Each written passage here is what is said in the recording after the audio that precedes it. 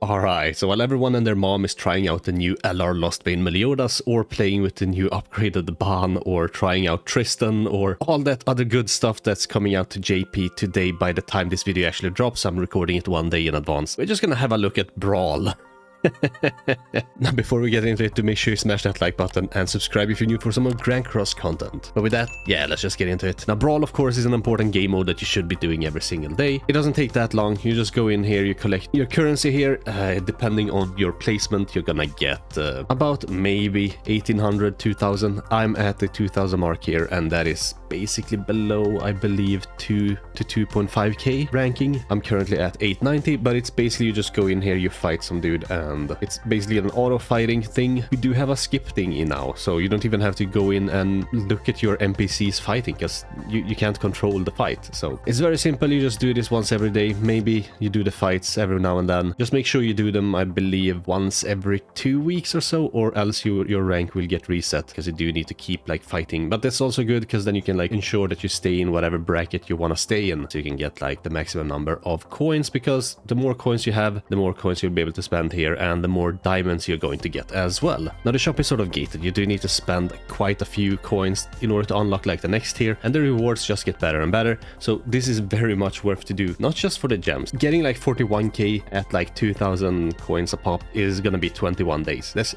3 entire weeks just to get 17 gems. That's less than 1 gem a day. So just for the gems, it's not really that worth it. But every 3-week period, you're gonna be able to UR like 1 cosmetic piece for one of your units. You're gonna be able to buy some cards that can give you some EXP if you don't have these thingies, so you can level up your card sets. You're gonna be able to buy 3 of these SSR pendants. You're gonna be able to like buy UR enhancement stones, or just regular gear enhancement stones, some anvils. That's really nice as well. Some, you know, demon materials, potions as well. These are like really good things, and you're like slowly building up the progression of your account if you actually just go in here and buy the things. As you can see, I've accumulated quite a lot because I haven't like been bothering buying it, but today I'm just gonna buy it. And I actually looked back at some of my older footage, and I noticed that, yeah, they did make a change for this. It used to be that you had to buy like 80 items, and the item cost was slightly different, and there's some new additions to the shop as well. They added this about 2.5 months ago. Yeah, basically what they added into this challenger shop here was these 2 demon materials.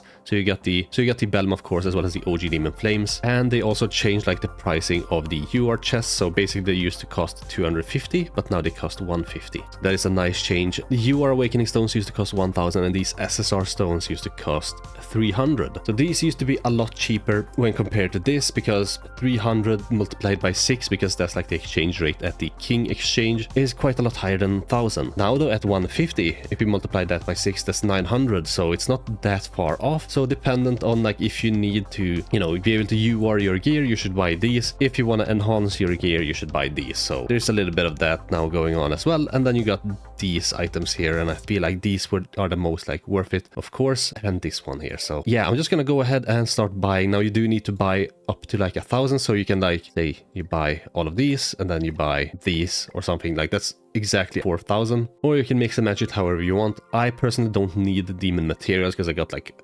thousands of these, almost 1000 of those, almost 1000 of those, almost 1000 of those, and over 1000 of these. I'm good on demon materials at the moment, so I'm just gonna buy these potions. I'm missing some potions. That's nice. That's 10 potions, and I'm just gonna go for this many of these. Like, I'll go over by just a little bit, but that's totally fine by me. There we go, 3 gems. Then in here, we're of course just gonna buy all of these.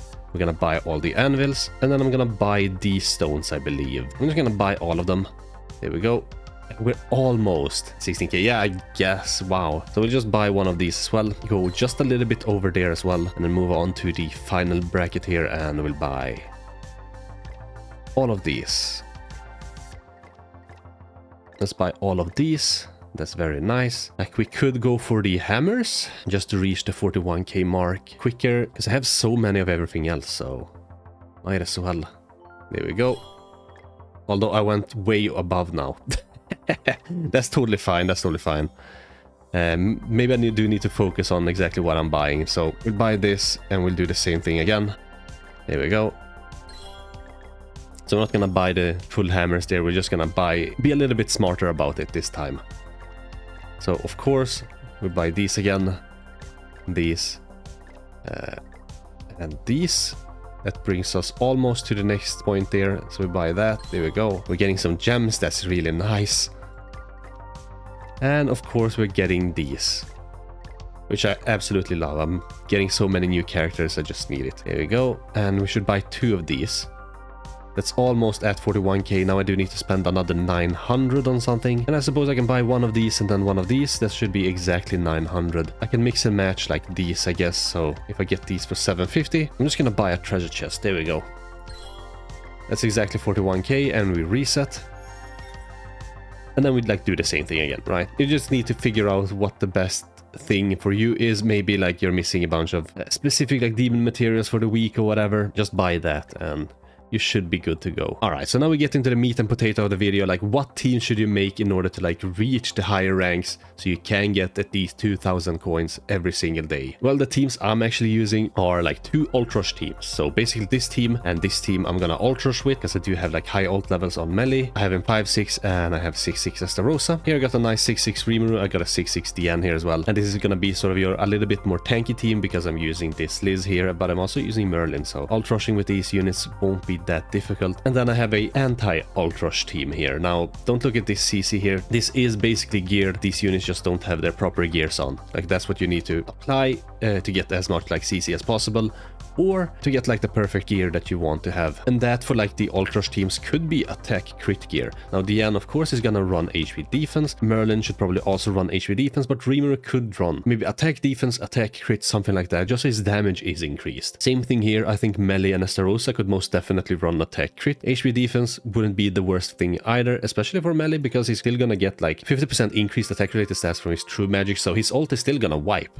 Like, there's no doubt it's not gonna wipe. And then of course for this team, maybe something like HP defense for the entire team, because you kind of want to go first. Now for Escanor here specifically, I'm not sure exactly why I have Soriel here. Maybe a better unit of course would have been Merlin, but you're kind of using Merlin, or at least one of the Merlins. For the other teams, and that sort of locks her out, I believe, even as an association, and because he's gonna get his crit chance increased when he has a Merlin link on. And that sort of works very well here with Roxy. Of course any other unit instead of Arthur here could be good as well. I do kind of like the tankiness of this team, but whenever you kill a unit, of course, because you have this Eastern in the back, you're gonna remove their ult gauge orb. So this is sort of the anti-ult rush team, and we're gonna have a look here. For example, against this enemy here, I'm rank 890. When I kill him, I'm gonna be, well, ranked 753. So we're just gonna go up against him and beat him. Here he has an ult rush team, so I move my Escanor team up to this point. The ult rush team here with Rimuru is actually really good against the Archangels, though he does have red Tarmil there, so this might not actually work. What might work though is melee just cleansing. So I'm just gonna slap melee down here. Otherwise, if he doesn't have red Tarmil here, the Archangel teams don't really do that much damage, so that gives your team like 1 extra turn with like a Diane taunt or whatever to get their ultimates, and they usually win against the Archangels. Against the demons, we're probably gonna lose because it's the demons. Like, there's so many teams that just beat the demons. If you wanna rather build a complete demon team instead of like this ult rush team here, you can do that. And then in the back, you can have the King of Fighters unit. I forgot who it was. Is it May, the one that also removes ult rush with their passive or whatever? That unit could work there. So, but here we're just gonna go like this. It usually goes super fast. As you can see, oh, they were able to. You were able to beat us still somehow.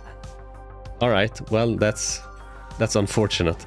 Sometimes it happens. Sometimes it most definitely happens. You don't get D-ranked for like facing off against someone. You just get D-ranked if someone beats your team. But we're just gonna go up against someone else here and we'll see. So we're gonna put the Escanor team against the ult rush team here. This team is gonna win. It's the demon teams. They're basically gonna win every time. But I feel like this team is gonna win against this team. So they don't seem to have that much firepower. We shouldn't have that much of an issue to actually win. And here we're actually winning, so you just basically remove their ult rush by killing the Fraudrin first, and that's gonna like apply some debuffs to them, so that's really nice.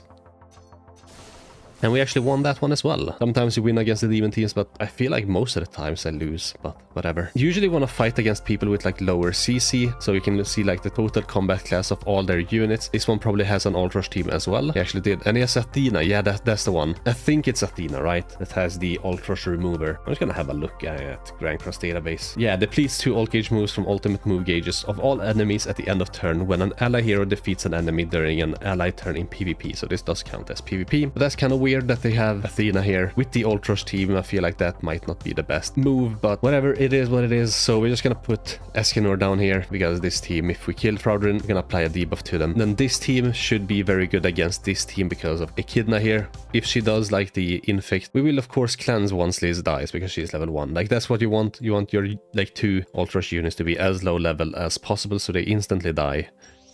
And so there we go, she died.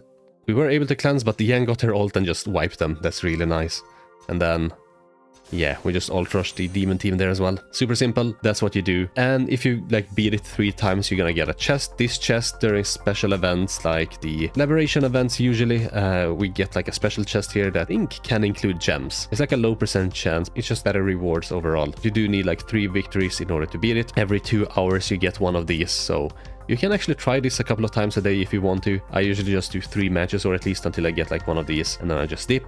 But that's just me. So we're just gonna go up against another person here, and hold on, I think we'll do this. All right, this is what we do. So we might lose against the demon team again, because it's the demon team, but we didn't, so that was lucky. And then we beat them quite easily here as well. So yeah, that's basically the teams I would recommend that you run. I could probably get into like the top 100 with this team if I just, you know, play every time this is on reset, or if I keep buying more with gems or whatever. I could most definitely get down to like the really good rank there. Sometimes it's difficult, but if you face off against someone with an Ultrush team and you have your anti-Ultrush team ready, that's basically a guaranteed victory. If you face off against sort of any team without much firepower, or you just counter them, like you have your Liz team here where Liz cleanses the debuffs, that's basically gonna be a victory. This team just has such raw firepower with their ultimates, is basically a GG at that point as well. And of course, like with your anti-Ultrush team, you just shred Ultrushes, I guess. So yeah.